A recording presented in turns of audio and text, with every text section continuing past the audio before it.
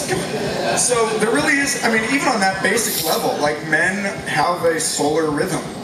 You know, and women do too. Women have testosterone in their bodies, and men have estrogen in our bodies. And so there's definitely, you know, we're capable of feeling into those other cycles, you know, in the same way that, you know, the clitoris and the glands are anatomically homologous, you know, and so you kind of know what you're doing to the other person a little bit, you know. I mean, there's definitely, you can, I think most of us are more similar than we realize in that respect. So anyway, there are other things too.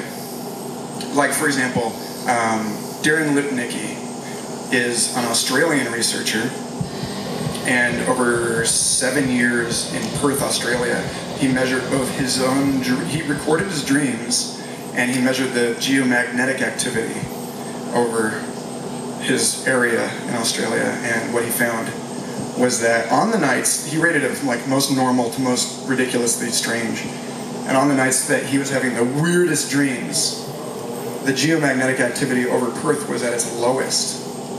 And that if you look at a global map of the magnetic activity of our planet, that what you see are there are these regions where it's very strong and other regions where it's very weak, and it has to do with the crustal forces and the way that, you know, the various parts of our planet are pressing on one another, because there's this thing called the piezoelectric effect, where if you push a crystal, it releases a small electrical charge because of you're pushing the atoms together in that crystal, and you're creating an influx of energy that's knocking electrons out of their orbits.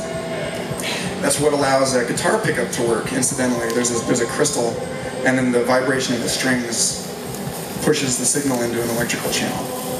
And this piezoelectric effect along crustal intersections creates parts of the planet that are trippier than other parts, basically. Parts where there are stronger electromagnetic fields that are holding us into kind of more robust regions of kind of consensus thought, I'd like to think. You know, like we're more likely to be having the same thought as everyone else because it's just a stronger field. And then areas where there are weaker fields, you know, tend to be considered more creative, but also more crazy. You know, these areas that are full of inspiration, but that same inspiration that leads to, you know, the creative insight can also drive a person mad. You know, it's just kind of, which M&M are you? That, you know, are you the one that withstood the squeezing? So there's definitely, even on that huge layer, and it's a layer that we're just starting to unpack. You know, because what happens if we go to the moon? You know, what if somebody's born on the moon? They're in a slightly different system.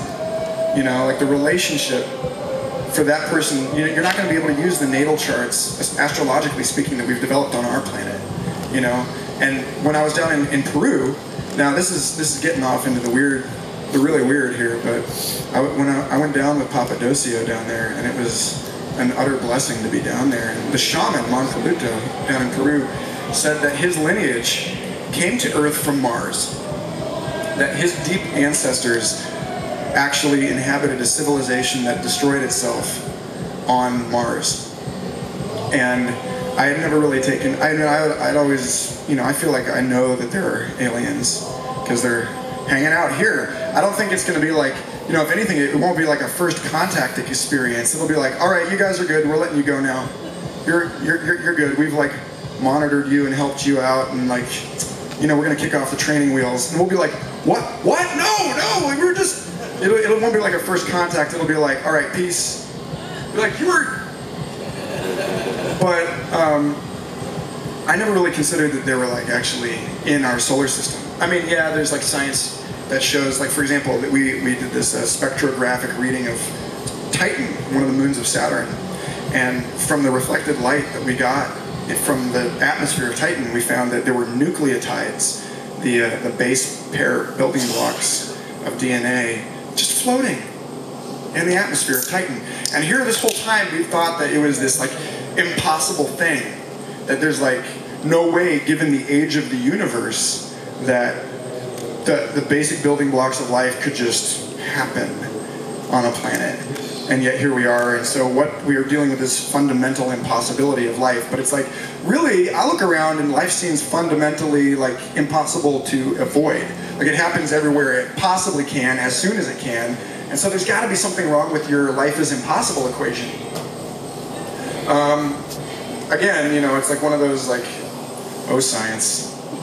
I say that as someone who loves science, but so, you know, the more I learn about the inevitability of life, the more it seems obvious that life could just pop up on multiple planets in the same star system. Even like, you know, that you could have water-based life on one planet and like crystal-based life on another planet, or even the same planet. We don't even realize that we're like interacting with, as we speak, on the subconscious level, on the somatic level, that our DNA is exchanging laser light with the crystal grid of all of the mineral world on our whole planet, that through the moving and the shifting of the plates on our planet is releasing these different piezoelectric, you know, surges, and that we're actually, in some kind of way, we're being like kind of moved and stretched with like the muscular tissue of our planet, sending us these electrical signals, and that we are right now at this very moment in a living relationship, probably having like phone sex or something with the crystal world, and that it's like alive and living and expressing through us, and that actually this microphone is only able to operate through the piezoelectric effect. And so here, you know, the crystals are actually the ones doing the talking right now. So yes, I think that there is no way that we are not engaged. But anyway, the Monkaluto thing is that deep in that ceremony, we actually had that experience of feeling as though I had touched into the experience. I don't want to say like a past life, like continuity of the individual, whatever. I'm not even the same guy I was last week. Why should I be that guy too? You know?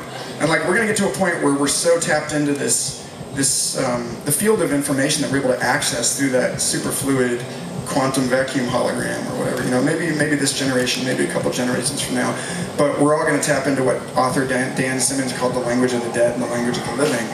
You know, and I think we'll all be aware and able to access the experience of other people that are alive right now and other people that have lived at other points in the past and the future, and we won't really regard it as like a past life experience. It'll be like everybody just celebrating everyone's birthdays all the time. And you know, it'll be like when we're able to access everyone else's experience, our sense of self is not so rigid and defined. It really gets back to that whole horizontal gene transfer thing. What about like horizontal experience transfer?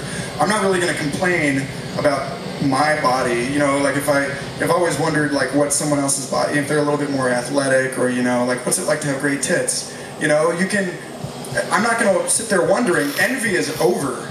You know, jealousy, pride, these things are things that happen because I'm over here and you're over there, you know, and as soon as I'm just able to access the experience of other bodies and other lives, then I'm going to be so much more comfortably situated in my own life and my own uniqueness, and we're going to be so much more accepting of diversity, and it's so much easier for us to move into that Chinese notion, let 100 flowers bloom, let everybody be exactly what they are, you know, because